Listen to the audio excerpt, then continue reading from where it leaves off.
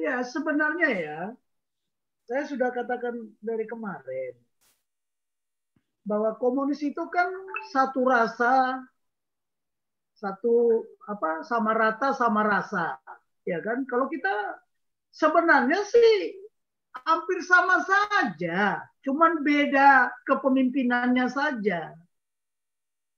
Kalau di Cina mana ada EU pakai EU.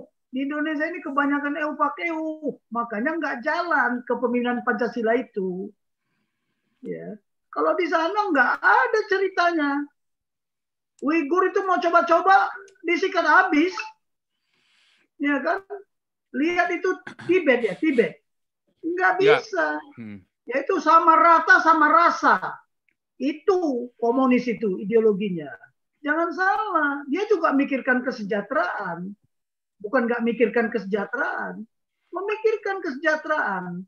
Jadi ideologi itu sebenarnya ya berasal dari kata ideo, ide, dan logos gitu loh.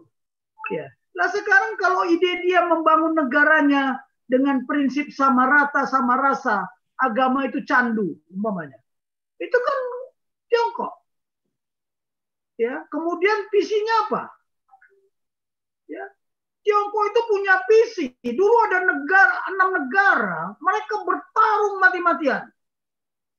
Ya, tapi ada satu raja yang kejam, menyatukan kelima negara, tunduk semua kepada dia. Apa? Cina sejagat. Cina sejagat. Hebat nggak? Di mana sekarang di negara mana yang tidak ada sumpit kalau makan? Di negara mana? Nggak ada. Nah itulah hebatnya. Jadi kita berpikirnya ideologi itu milik siapa? Kalau ideologi kita itu Pancasila, ya, kalau ideologi kita Pancasila, ada nggak Pancasila itu dilaksanakan di bumi Nusantara ini? Kalau mereka jelas, nggak ada ceritanya, pukul rata semua, ya. Jadi kalau di Indonesia ini kita menyebutnya Pancasila, pertanyaannya, wujud nyatanya apa? Kapan negara ini melaksanakan Pancasila secara murni dan konsekuen? Saya mau tanya, kita tanyalah sekarang. Itu makanya hati-hati kita merumuskan ideologi, tapi kita sendiri paradok gitu loh. Paradok. Nah ini paradok itu bertentangan lah. Ya. Nah ini kita bilang kita bersatu, sekarang kita bercerai berai. Sekarang lihat ini, Dayak sudah menunjukkan juga identitasnya. Kami Dayak, ya kan? Loh, hati-hati loh. Dayak itu udah bergabung, ada forumnya juga, Forum Dayak Internasional. Jadi mereka itu antara Dayak yang ada di bagian Indonesia sama Dayak yang ada di atas, ya mereka pernah bilang apa? Siapa kita? Dayak. Loh, tapi itu tadi, kenapa? Karena ada identitas-identitas lain menunjukkan identitasnya. Ini akibat dari apa? Ya setelah era global ini, tulisannya Samuel Huntington itu, nama yang disebut konflik peradaban itu, muncullah kalimat, ya kan? Siapa kita? Siapa yang bukan kita? Nah ini yang terjadi. Who are we? Who are not we? Nah yang begini ini kan muncul gara-gara tulisan itu. Makanya muncullah ideologi lain sama saudara-saudara kita di Papua. Oh, kita bukan orang Indonesia. Rambut kita ini keriting, kulit kita hitam, gitu loh. Kita Melanesia. Nah, ini yang berbahaya terjadi pergeseran paradigma global ini. Sekarang apa yang tidak terbuka? Saya tidur di kamar aja bisa dilihat dari satelit. Ya, bisa dilihat dari satelit. Lah ini kita sekarang ini bisa berkomunikasi, bisa melihat wajah kita. Nah inilah terminologi-terminologi yang sudah hancur dibuat. Makanya kita coba mengangkat masalah paradigma nasional ini. Tidak ada siapapun, apapun profesi dan jabatannya, harus taat kepada paradigma nasional ini. Ketika dia tidak, ya melanggar konstitusi. Ketika dia melanggar konstitusi, sebenarnya sudah pengkhianat. separatis ideologi, separatis konstitusi. Separatis itu bukan wilayah. Dari kemarin kan sudah saya katakan. Geopolitik itu sudah berubah. Geonya itu bukan wujud nyata, daratan, siapa yang menguasai ini akan tidak. Sekarang hati dan pikiran itulah pengganti geo yang tidak kelihatan. Saya sudah sampaikan itu kemarin. Jadi ini belum diajarkan juga di universitas-universitas sama anak-anak kita ini juga begitu. Mereka nggak tahu. Mereka ini sekarang, ya anak-anak ini, saya beritahu aja lah. Mereka sudah punya Instagram, punya teman di Amerika, punya teman di Eropa. Nggak berhenti-berhenti main gadgetnya coba. Itu siapa itu? Siapa yang kau lagi bicarakan tuh dalam bahasa Inggris? Oh, teman saya di Hong Kong, katanya coba. Gila nggak? Ini, jadi rasa kebangsaan itu sudah nggak ada. Paham kebangsaan nggak ada, rasa kebangsaan nggak ada, cinta kebangsaan tidak ada. Karena sudah campur baur lah sekarang ideologi. Ideologi kita sekarang ini udah bergeser. Yang namanya ideologi hedonisme. Siapa yang bisa membuat saya senang, itulah ideologi saya, kan begitu. Tapi masing-masing negara pasti punya ideologi. Pasti punya visi. Ya, pasti punya visi. Nah, coba kita lihat. Ya, Australia, Kanada, nggak tahu saya Prancis lupa saya ya. Mereka kan coba memisahkan. Memisahkan apa? Bahwa kepala negaranya bukan Inggris kan? Tapi ketika terjadi referendum, ya tetap aja Australia, we want the Queen. Kanada juga begitu, we want the Queen. Padahal di Kanada itu ada bahasa Inggris, ya bahasa Kanada lah katakan, bahasa Inggris, bahasa Kanada, terus ada bahasa Prancis. Lihat aja tulisan-tulisannya mereka. Tetapi dia tetap sekarang nggak bisa kan, sudah terjadi referendum. Coba kalau bangsa ini referendum, bubar nggak kira-kira?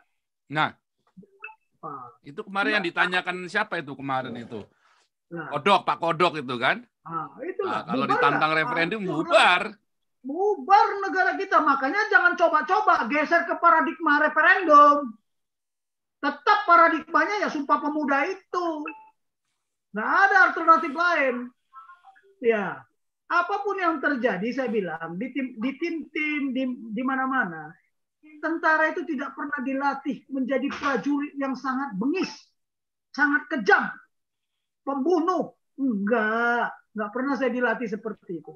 Tapi kita dilatih untuk bersumpah. Apa? Tetap tegaknya negara kesatuan Republik ini. Utuh.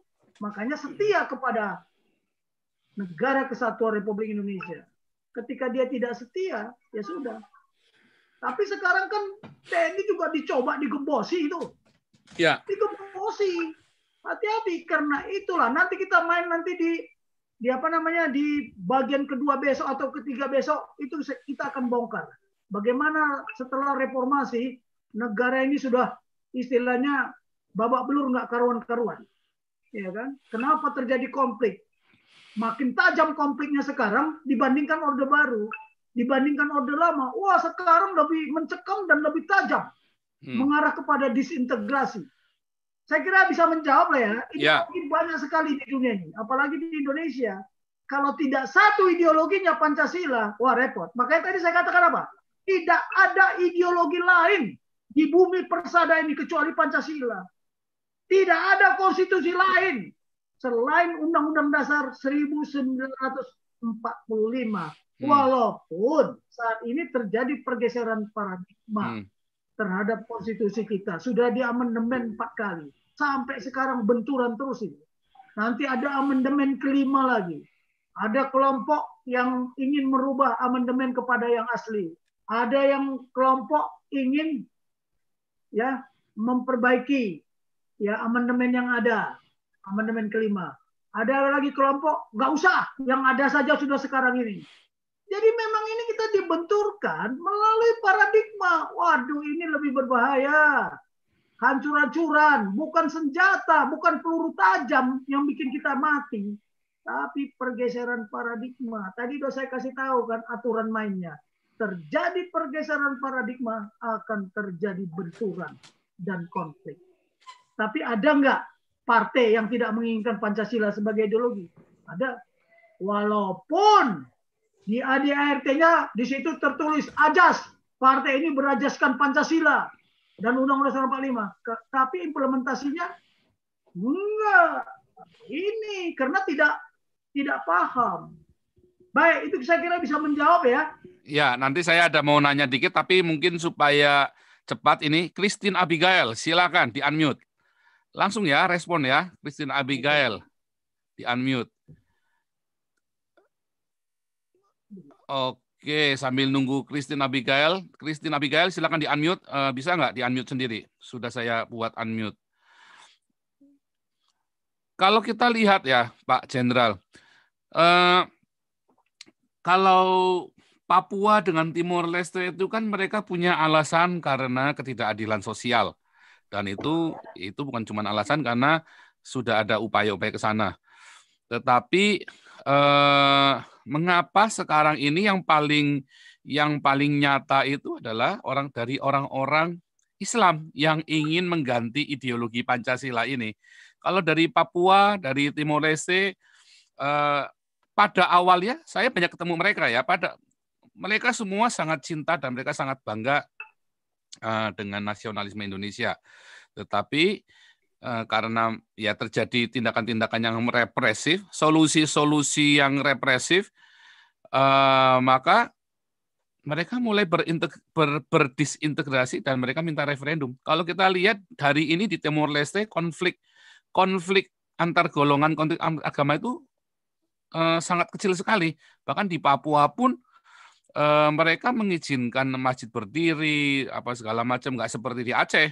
Beda dengan di Jawa. Lebih mudah masjid berdiri di Papua dan Timor Leste yang 90% beragama Kristen daripada berdiri di Jawa, apalagi di Aceh. Nah, itu apa yang salah tuh Pak Jenderal?